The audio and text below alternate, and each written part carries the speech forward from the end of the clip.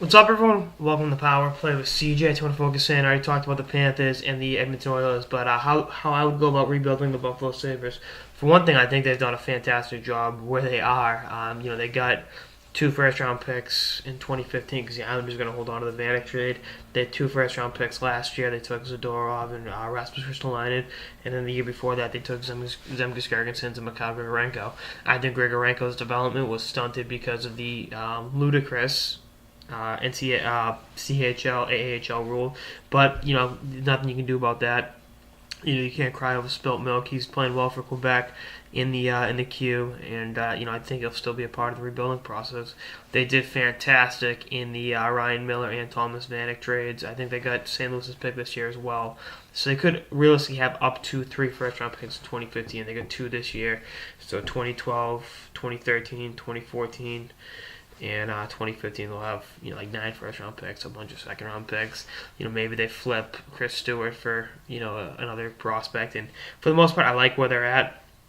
They'll amnesty Leno over the offseason. Maybe they get something Christian Ehrhoff. Maybe they are able to flip Tyler Myers into something. Because his development's kind of stunted. In Buffalo.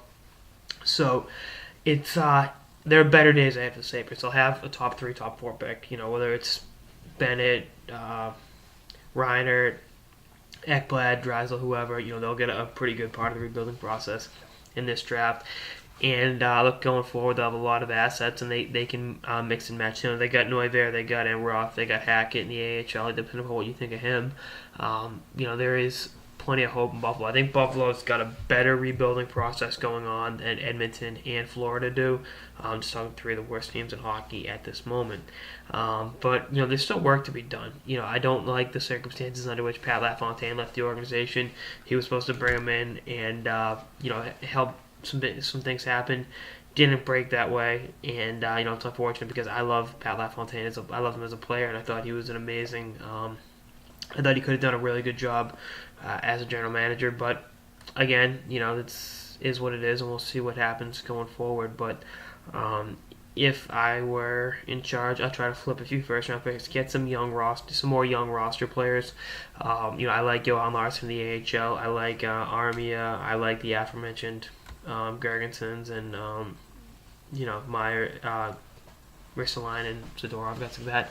But if you can get a young, established, I'm not going to say established, 20 to 24-year-old player that's played a few games in the show and knows what they're getting into. You got the picks to make a move. They made a real shrewd move getting Hudson Fasching, 19-year-old at University of Minnesota. But that's for down the line, because having all these picks is great. But if you have all these guys coming up at the same time, contract situations like that, bringing in a guy that's a little bit more experience, not that much older, can definitely help you out. And you got the picks and assets to make moves, and they got plenty of flexibility. I think Buffalo is on the right track, and I think ownership with Pagula is a big reason why they have stable ownership.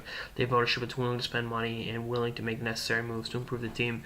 So while it's kind of a rough situation in Buffalo right now, there's plenty of reason to have hope, which you really can't say, especially with Edmonton, because they don't know where they're going as a franchise, and they just continually screw themselves, shoot themselves in the foot. So we'll see what happens going forward. Again, it looks like it's a good rebuilding process on paper, but best laid plans of mice and men sometimes go awry.